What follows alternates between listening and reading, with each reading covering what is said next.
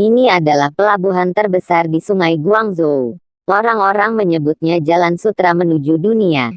Menjadi pusat perdagangan dan pelayaran di Cina. Saat itu terjadi krisis ekonomi dan perang opium, yang mengakhiri masa kejayaan dinasti Qing. Ini adalah gudang dari geng Macan Hitam. Ada dua geng yang menguasai pelabuhan Guangzhou. Geng Macan Hitam dan geng Laut Utara. Mereka bertarung bertahun-tahun untuk menguasai semua pelabuhan provinsi. Selain pelabuhan, mereka juga konsisten mengembangkan bisnis candu, perjudian dan prostitusi. Pada zaman itu mereka harus membayar untuk mendapatkan pekerjaan. Ada 3 anak angkat ketua geng Macan Hitam atau yang biasa disebut Macan. Ini adalah Macan 1, julukannya adalah pembersih. Ini adalah Macan 2, julukannya Gagak. Ini adalah Macan 3, julukannya Kobra. Pada saat itu pemimpin geng Macan Hitam, dia memanggil 8 anggota geng Macan Hitam, yang telah bersama geng itu selama lebih dari 5 tahun. Salah satunya adalah Wong Fei Hung. Fei Hung dan anggota lainnya bertemu dengan Ketua Lei. Saat itu dia sedang menginterogasi seorang pengkhianat, yang akhirnya dibunuh karena menolak untuk mengaku. Namun, Fei Hung tidak menunjukkan rasa takut sama sekali, membuat Ketua Lei terkesan. Kemudian Ketua Lei meminta 8 anggotanya untuk memegang cangkir, dan Ketua Lei menuangkan air mendidih ke cangkirnya, menyebabkan para prajurit menjatuhkan cangkirnya karena kepanasan, kecuali Fei Hung. Akhirnya Ketua Lei meminta Fei Hung untuk meminumnya. Ketua Lei kemudian mengatakan kepada mereka, bagi siapapun yang berhasil membawa kepala Ketua Geng Laut Utara kepadanya, Ketua Lei akan mengangkatnya menjadi anak angkatnya yang keempat. Keesokan harinya Fei Hung datang sendirian ke markas Laut Utara, dan bertarung dengan Ketua Geng Laut Utara.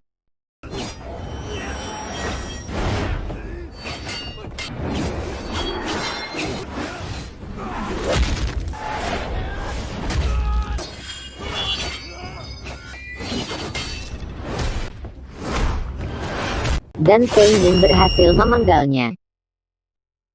Namun beberapa saat kemudian, anggota geng Laut Utara datang dan mengepungnya. Dan Fei Hung bertarung melawan mereka.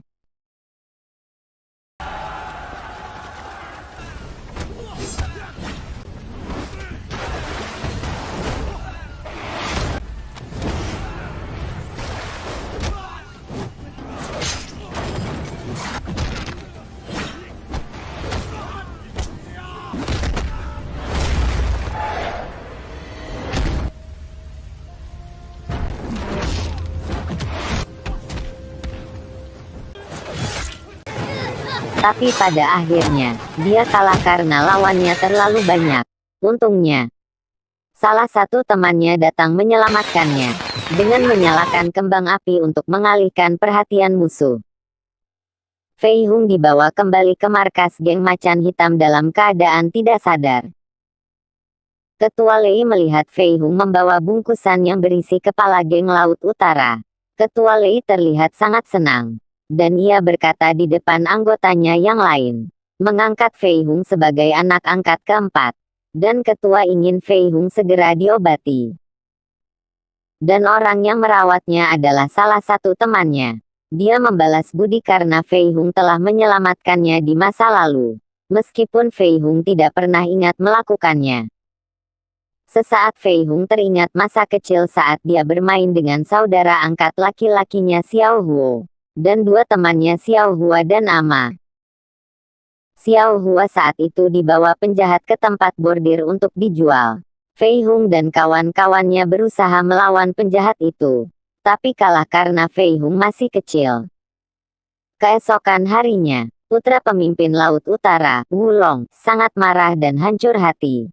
Setelah melihat kepala ayahnya digantung di pelabuhan, dia bersumpah untuk menghancurkan geng Macan Hitam untuk membalas dendam ayahnya.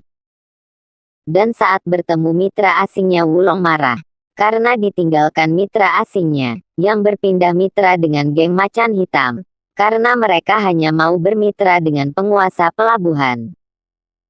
Beberapa hari kemudian, Saat Fei Hung ditato punggungnya dengan gambar harimau hitam, penato itu mengatakan bahwa sekarang Fei Hung menjadi macan keempat, dan punya hak mengatur bisnis di pelabuhan seperti bisnis opium, judi dan pelacuran, dan tentang gudang harta geng macan hitam. Penato itu menceritakan gudang harta milik geng macan hitam menggunakan dua kunci, yaitu kunci emas dan kunci perak. Yang satu dipegang oleh si gagak dan yang satunya dipegang si kobra. Ketua Lei mengumpulkan semua anggota geng macan hitam, dan memerintahkan mereka melenyapkan geng Laut Utara tanpa satupun yang tersisa. Tapi Wulong berhasil melarikan diri di tengah kekacauan. Dan setelah geng Laut Utara dihabisi, geng macan hitam menjadi penguasa tunggal di pelabuhan. Dan Fei Hung menjadi salah satu macan yang ditakuti. Saat beristirahat di tempat pelacuran milik geng macan hitam, Fei Hung teringat akan ayahnya yang dulu mempunyai klinik kesehatan, tapi dibakar oleh anggota geng. Saat itu Xiao Huo tertimpa kayu saat rumah terbakar. Fei Hung memaksa masuk untuk menolong Xiao Huo. Tapi Xiao Huo meminta Fei Hung meninggalkannya karena api sudah membesar. Tapi Fei Hung berjuang keras menyelamatkan saudaranya. Dan akhirnya mereka selamat. Tapi ayah Fei Hung tidak selamat. Keesokan harinya Ketua Lei bertemu dengan rekan bisnis asingnya. Mereka meminta Ketua Lei untuk menyiapkan 300 buruh untuk mereka kirim ke luar negeri. Ketua Lei mengatakan butuh waktu lama mengumpulkan 300 buruh. Tapi mitranya mengatakan jika Ketua Lei tidak bisa maka mereka akan mencari orang lain saja. Akhirnya Ketua Lei terpaksa menyanggupi permintaan mereka. Karena Ketua Lei menginginkan bisnis 5 kapal mereka. Sementara itu tampak seorang perempuan dari rumah pelacuran geng macan sedang menunggu. Seorang wanita penjahit baju. Dia minta untuk memperbaiki kerah bajunya. Dan sebenarnya penjahit wanita itu adalah Xiao Ma, teman kecil Fei Hung. Xiao Ma bertemu dengan Xiao Huo, saudara angkat Fei Hung. Dan membuka surat yang ada di kerah baju itu dan bertuliskan, Kobra yang menyimpan kunci emas. Besoknya Xiao Huo mengikuti Kobra dan mempermainkan Kobra. Teman-temannya Xiao Huo mengambil uang dan dilemparkan kepada Xiao Ma. Dan Kobra mengejarnya sampai mendapatinya. Tidak diketahui Kobra bahwa itu adalah sebuah jebakan. Kobra dihajar oleh kelompok Xiao Huo.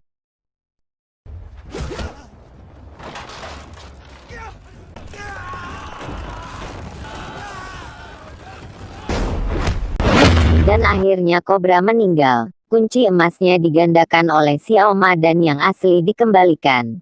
Ketua Lei mengetahui kematian Kobra dan menyerahkan kunci emas pada macan satu. Setelah itu Fei Hung datang ke tempat perjudian yang dikelola oleh macan dua atau si gagak. Dia berulah dengan meminjam uang saat kalah hingga hutangnya menumpuk di tempat judi itu. Hingga akhirnya dia dipanggil si gagak, dan dia mengatakan jangan mencari masalah di sini. Lalu Fei Hung memberikan kunci emas pada si gagak dan membuatnya kaget dari mana Fei Hung mendapatkannya. Fei Hung mengatakan mendapatkannya dari anak buah macan satu yang mencoba menggandakannya. Si gagak tidak percaya itu asli. Maka ia dan Fei Hung ke tempat gudang harta, dan menguji kunci itu asli atau palsu. Dan ternyata kunci itu asli.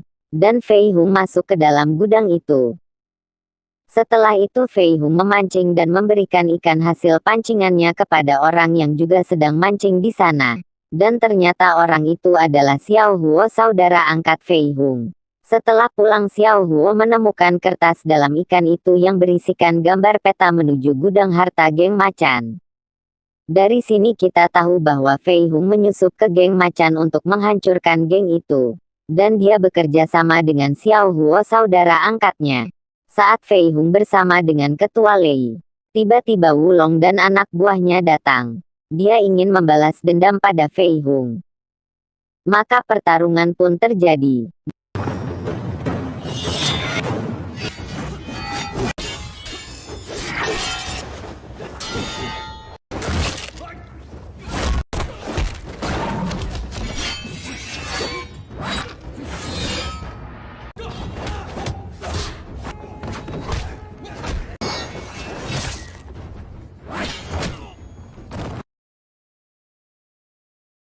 Dan akhirnya Wulong terbunuh oleh Fei Hung dibantu dengan Ketua Lei. Sementara itu kelompok Xiao Huo menuju gudang opium milik geng macan hitam dan membakarnya. Tapi Xiao Huo ketahuan penjaga dan mereka mengejarnya. Sayangnya Xiao Huo terdesak dan berusaha melawan.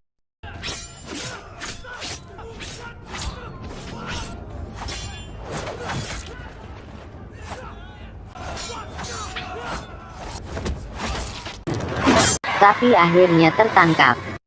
Sementara itu Xiao Ma dikejar oleh si gagak. Tapi ternyata itu adalah jebakan buat si gagak. Dan akhirnya mereka dan Fei Hung membunuh si gagak.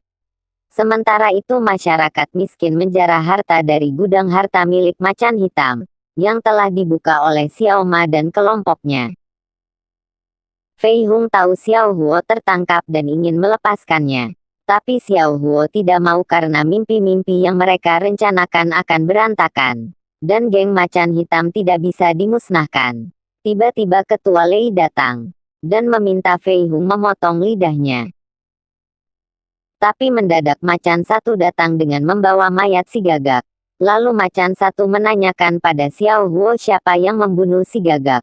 Sambil menghunuskan pedangnya. Tapi digunakan Xiao Huo untuk bunuh diri. Setelah mengetahui Xiao Huo meninggal, Xiao Ma dan kelompoknya mengepung geng macan dan akan menyerang. Tapi Fei Hung tahu bahwa itu adalah jebakan Ketua Lei.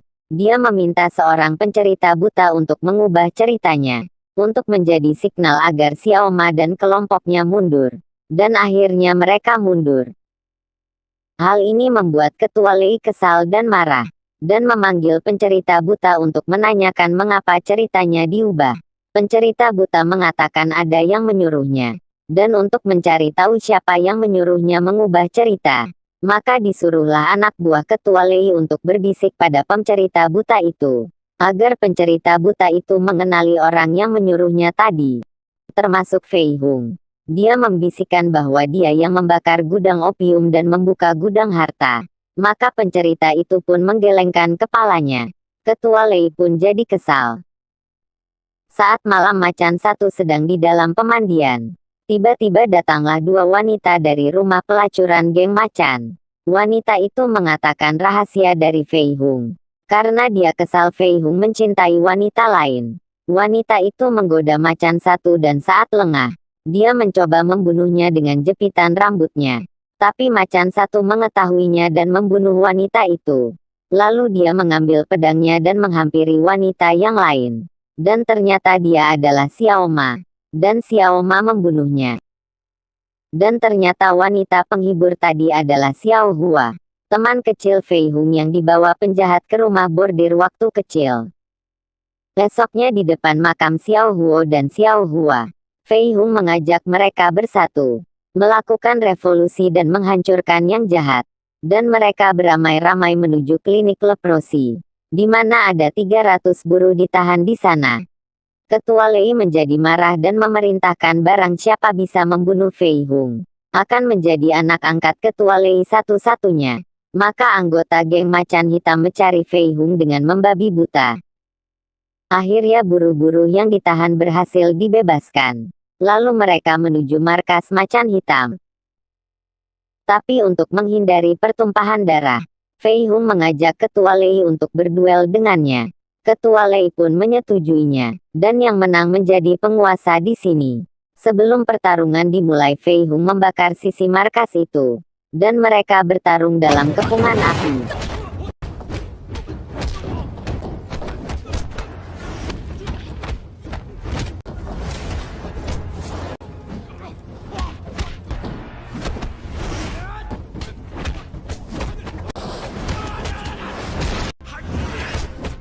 Akhirnya Ketua Lei kalah, dan sempat mau diselamatkan Fei Hung.